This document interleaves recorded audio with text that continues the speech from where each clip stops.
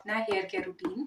Winters आते ही हमारा हेयर फॉल स्टार्ट हो जाता है। जहाँ देखो वहाँ बाल नहा हाई फाई या फिर एक्सपेंसिव चीजें ऑयलिंग करते ही नहीं है, चाहे फिर तो बहुत झड़ते हैं। और हमें ऑयलिंग का एक प्रॉपर वे होता है। पहले तो मैं ऑयल बता देती हूँ। मैं आपको ज्यादा बेनिफिट चाहिए तो सारी धूल मिट्टी आपके बालों में चिपक जाती है, इससे जड़ों से बाल निकल जाते हैं। वॉश किस तरह से करना है, कब करना है, कितने दिनों के बाद करना है।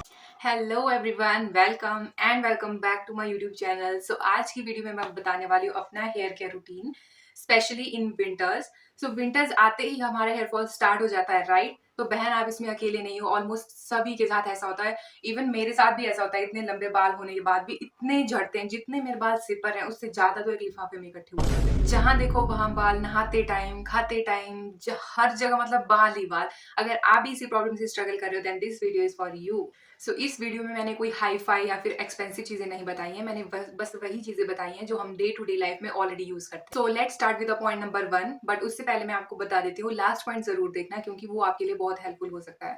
So the first point is oiling is non negotiable in winters. मैंने कुछ लड़कियों को सुना है कि वो बोलती हैं कि हम ऑयलिंग करते ही नहीं है, चाहे फिर विंटर्स हो या फिर समर्स हो।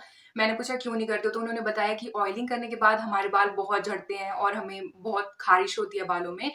तो वो ऑयलिंग की वजह से नहीं होता है। ऑयलिंग का एक प्रॉपर वे होता है। अगर हम उसको अच्छे से करेंगे तो हमारे लिए हेल्पफुल होता है वो। तो ऑयलिंग को प्रॉपर वे में कैसे करना है, पहले तो मैं ऑयल बता देती हूँ। मैं या तो मस्टर्ड ऑयल या तो कोकोनट ऑयल, इन दोनों में से कुछ भी यूज कर लेती हूँ।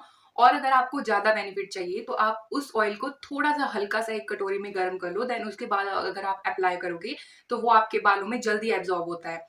देन आता है कि ऑयलिंग करनी कैसे है, प्रॉपर वे में कैसे करनी है। जैसे मान लो अगर आपने आज हेड वॉश किया है तो आज आपको ऑयलिंग नहीं करनी है। आपको जब आप हेड वॉश करोगे, नेक्स्ट हेड वॉश उसके 2-3 घंटे पहले या फिर उस दिन के लास्ट वाले दिन, लाइक पिछले दिन आप जब सोओगे तब आप ऑयलिंग करके सो जाओ।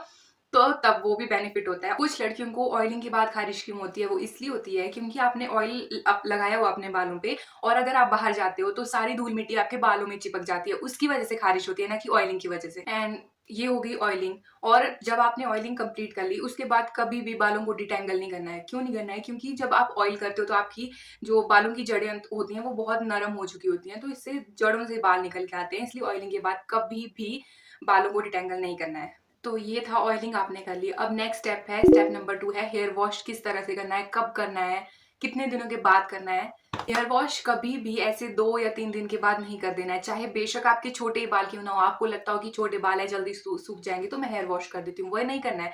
चाहे आपके लंबे बाल हो या फिर आपके छोटे बाल हो, आपको 2-3 दिन के बाद हेयर वॉश नहीं करना है। इवन मेरे बाल इतने लंबे हैं, लाइक इतने लंबे हैं, तो मैं हेयर वॉश लाइक या तो 5th डे करती हूँ या तो कभी 6th डे भी चला जाता है मेरा।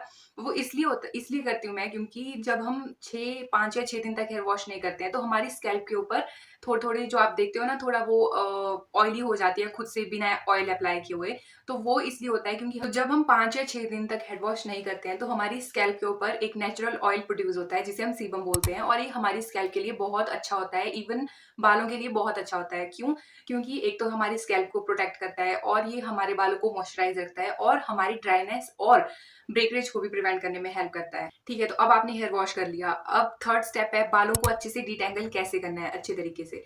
पहले तो कभी भी गीले बालों पर कंघी नहीं चलानी है। सबसे ज्यादा बाल इसी से डैमेज होते हैं जब हम गीले बालों पर ही कंघी करना स्टार्ट कर देते हैं। मैंने कभी भी अपने बालों को कभी हीट से या फिर किसी भी और चीज से नहीं सुखाया। मैं हमेशा बालों को नेचुरल सनलाइट में सुखाती हूँ और 15-20 मिनट में बाल सूख भी जाते हैं। मेरे बाल इतने घने और लंबे हैं फिर भी सूख जाते हैं। और एक बात, मैं अपने बालों को इससे कंघी करती हूँ। आप वुडन कॉम्ब भी यूज कर सकते हो, बट मैं इससे भी करती हूँ। ये भी अच्छी है, बहुत टाइम से मैं इससे करती आ रही हूँ।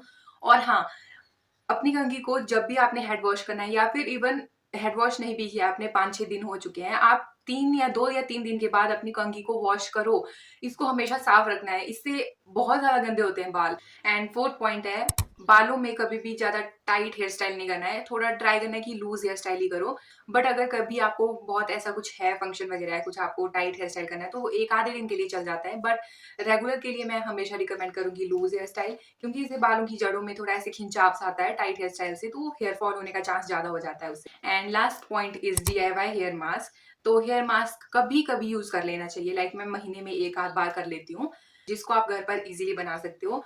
तो इसके लिए चाहिए, 1 कटोरी में दही ले लो, थोड़ा सा ऑयल ले लो, जो भी आप ऑयल यूज करते हो, और 1 या 2 स्पून एलोवेरा जेल के ले लो। अगर एलोवेरा जेल नहीं है तो जो नेचुरल एलोवेरा जो होती है उसका भी आप जेल यूज़ कर सकते हो, मैं उसी का यूज़ करती हूँ। एंड उसको अपने बालों में लगा लो और 20 या 25 मिनट के बाद अपने बालों को धो लो and then you are good to go. So ये थे 5 पॉइंट जो मैं अपने हेयर केयर के लिए यूज़ करती हूँ एंड मे बी शायद कोई पॉइंट रह भी गया हो, I don't know. So if you guys like this video, please do let me know in the comment section. Thanks for watching.